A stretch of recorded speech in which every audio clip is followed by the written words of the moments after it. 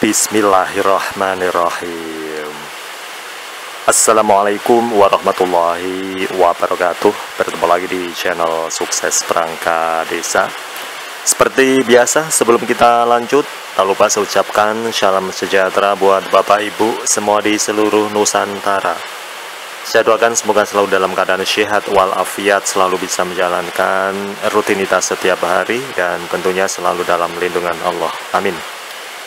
Baik, di video kali ini banyak teman-teman kita minta request ya untuk tugas ketua dan anggota KPPS ya.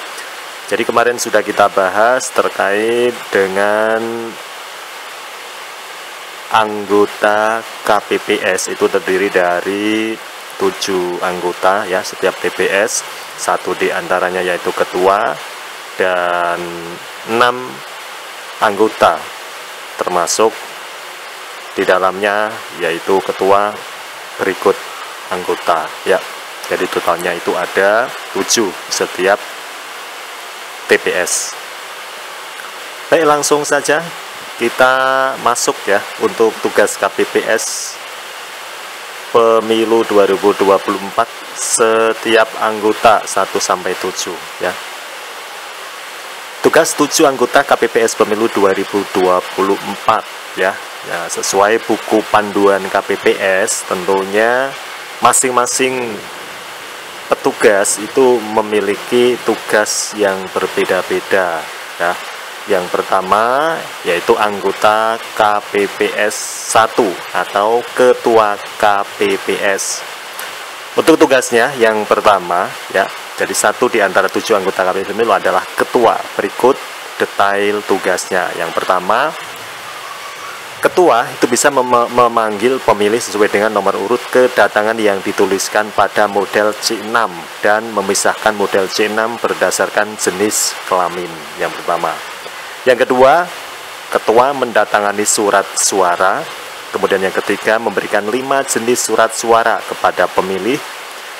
Yang selanjutnya, memberikan surat suara pengganti kepada pemilih jika terdapat surat suara yang rusak atau salah coblos.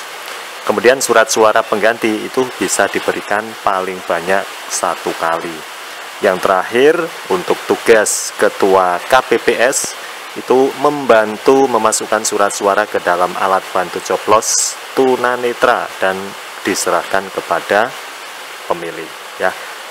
Ini adalah tugas-tugas daripada ketua KPPS atau anggota KPPS 1, itu ada 5 ya. Yang selanjutnya untuk tugas anggota KPPS 2 ya.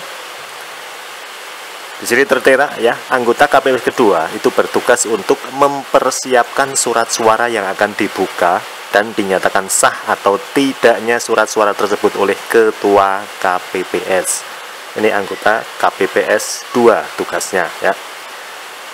Kemudian anggota KPPS 3 itu berkewajiban untuk mencatat jumlah pemilih, jumlah surat suara, serta sertifikat hasil perhitungan suara menggunakan formulir model C1 KWK ya. Untuk yang anggota KPPS 4 di sini mencatat hasil penelitian terhadap setiap lembar surat suara yang diumumkan oleh ketua KPPS dengan menggunakan formulir catatan hasil perhitungan suara untuk setiap pasangan calon ya. Lanjut untuk anggota KPPS 5 ya. Di sini anggota KPPS 5 itu memiliki 2 tugas utama ya. Yang pertama, mengarahkan pemilih memasuki bilik suara yang kosong untuk memberikan hak suaranya. Yang kedua, membantu pemilih disabilitas maupun pemilih yang memerlukan bantuan untuk memberikan suara jika diminta oleh pemilih tersebut. Misalnya belum tahu kan di mana nyoblosnya di tempat yang mana, baru KPPS 5 atau anggota KPPS 5 ini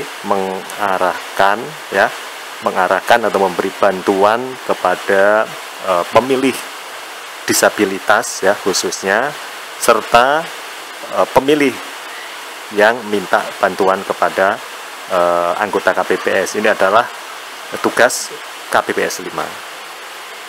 Yang selanjutnya anggota KPPS 6 ya. Jadi untuk KPPS 6 itu bertugas ada 3. Yang pertama, membantu mengarahkan pemilih untuk memasukkan surat suara ke dalam kotak suara sesuai dengan jenisnya ya. Selanjutnya yang kedua, memastikan bahwa seluruh surat suara yang telah digunakan oleh pemilih dimasukkan ke dalam kotak suara ya. Jadi semuanya dimasukkan ke kotak. Yang ketiga, mengarahkan pemilih menuju meja KPPS 7 yang berada di dekat pintu keluar TPS. Ini tugas anggota KPPS 6.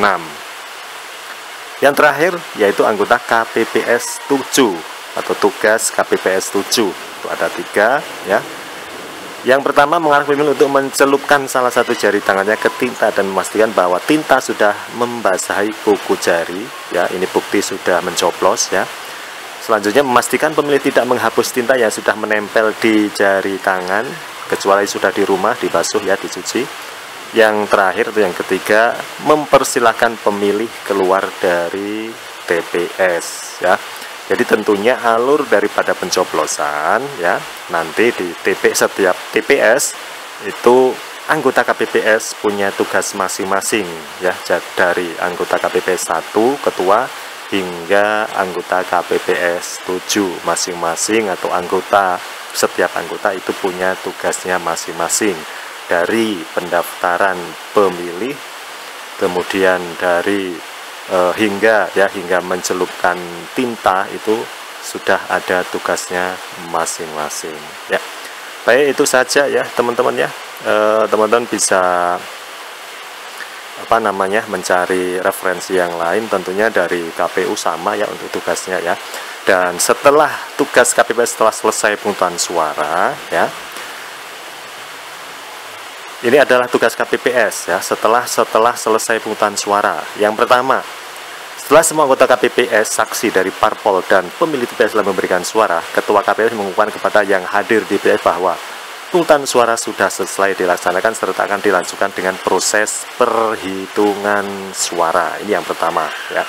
Jadi setelah selesai pencoblosan di salah satu TPS ya, tentunya di sini tugas KPPS ya. Yang pertama itu